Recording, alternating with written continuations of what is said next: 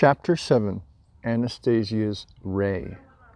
I think the most unusual, mystical phenomenon I witnessed during my time in the forest was Anastasia's ability to see not only individuals at a great distance, but also what was going on in their lives. Possibly other recluses have had a similar ability.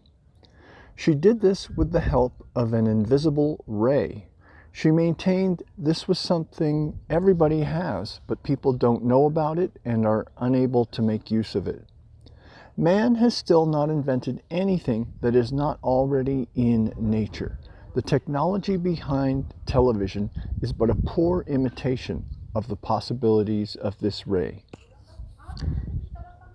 Since the ray is invisible, I didn't believe in it. In spite of her repeated attempts to demonstrate and explain how it worked and to find some proof or plausible explanation. And then one day she said, "Tell me, Vladimir, what do you think daydreams are? And are many people able to dream of the future?" Daydreaming. I think a lot of people are able to do that. It's when you imagine yourself in a future of your own desire. Fine. So you do not deny that man has the capacity to visualize his own future, to visualize various specific situations? No, I don't deny it. And what about intuition? Intuition is probably the feeling one has when, instead of analyzing what might happen or why, some sort of feeling suggests the right thing to do. So, you do not deny that in man there exists something besides ordinary analytical reasoning that helps him determine his own and others' behavior. Well, let's say that's true. Wonderful. Good, exclaimed Anastasia. Now the night dream. The night dream. What is that? The dreams almost all people have when they are asleep. The night dream, I really don't know what that is. When you're asleep, a dream is simply a dream. All right, let us just call it a dream. But do you not deny it exists? You and other people are aware that someone in a dream state, when his body is almost beyond the control of a part of his consciousness, can see people and all sorts of things going on. Well, that I think is something no one will deny. But still, in a dream, people can communicate, hold conversations, empathize. Yes, they can. And what do you think? Can a person control his dream? Call up in the dream images and events he would like to see, just like on ordinary television, for example?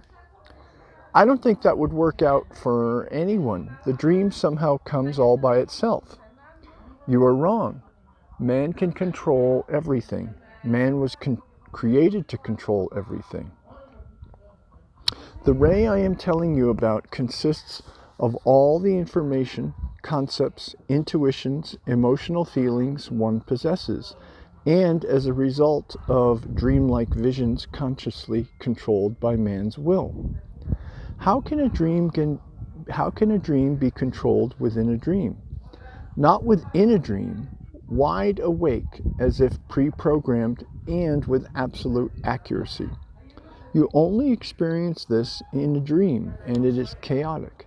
Man has lost most of his ability to control natural phenomenon and himself. So he's decided that a night dream is simply an incidental byproduct of his tired brain. In fact, almost everyone on the earth can.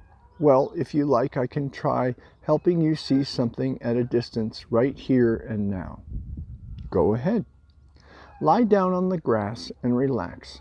Let go so that your body draws less energy. It is important that you are comfortable, nothing standing in your way. Now, think about the person you know best, your wife, for example. Recollect her habits, how she walks, her clothing, where you think she might be right now, and turn the whole thing over to your imagination. I remembered my wife, knowing that at that moment she might be at our country home. I imagined the house and some of the furnishings and things. I remembered a great deal and in some detail, but I didn't see anything. I told Anastasia about all this and she replied, "You are not able to let go all the way as though you were going to go to sleep. I shall help you. Close your eyes, stretch out your arms in different directions." Closing my eyes, I felt her fingers touch mine. I began to immerse myself in a dream or a wakeful doze. There was my wife standing in the kitchen of our country home. Over her usual dressing gown, she was wearing a knitted cardigan. That meant it was cool in the house. Again, some kind of trouble with the heating system. My wife was making coffee on the gas stove and something else in the small crock pot for the dog. My wife's face was gloomy and unhappy. Her movements were sluggish.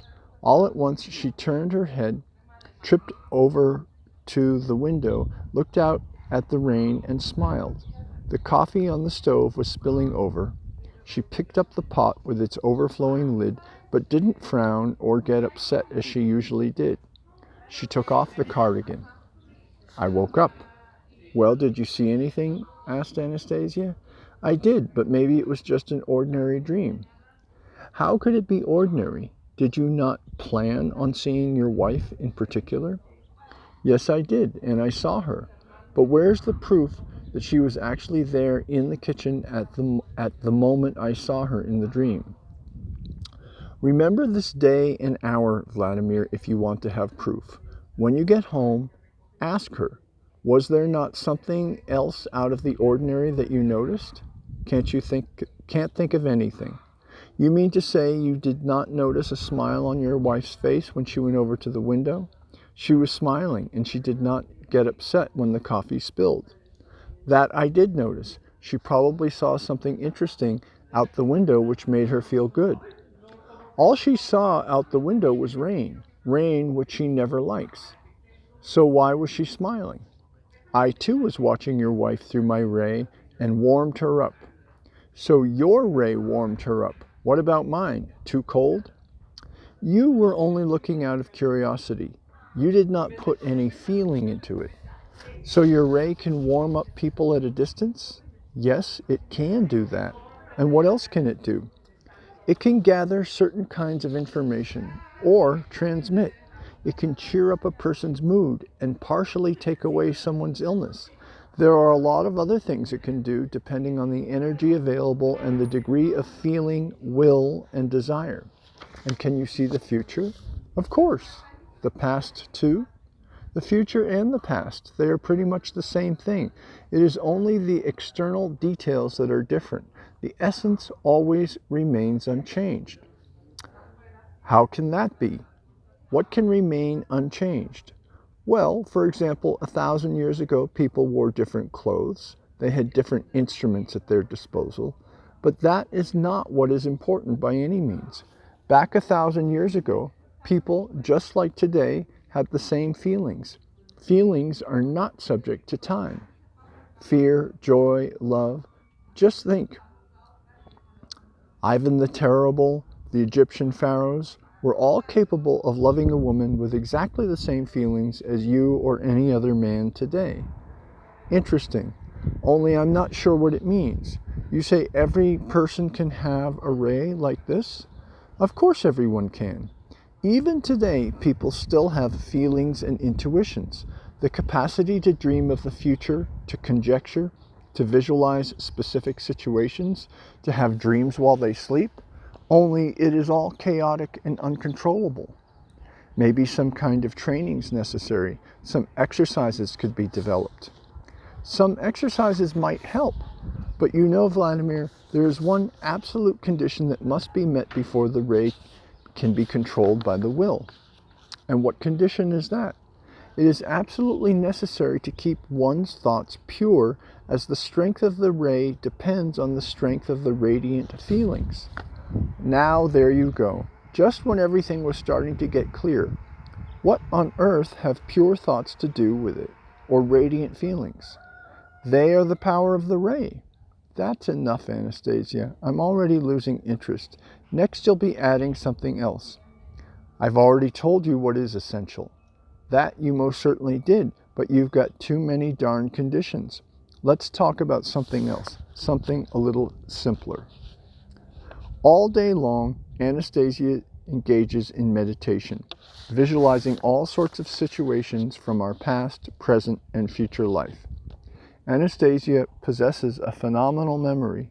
She can remember a multitude of people she has seen in her imagination or through her ray and what they have been going through mentally. She's a consummate actress. She can imitate the way they walk and talk and even think the way they do. She embodies in her thought the life experience of a great many people in the past and present. She uses such knowledge to visualize the future and to help others. This she does at a great distance by means of her invisible ray, and the ones she helps through suggestions or decision, or the ones she heals, haven't the slightest idea that she is helping them.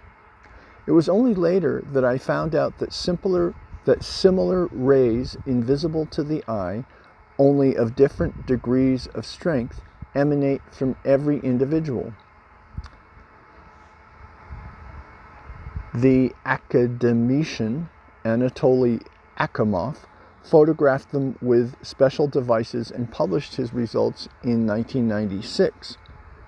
Unfortunately, we are unable to use these rays as she does. In scientific literature, there is a phenomenon similar to this ray known as a torsion field.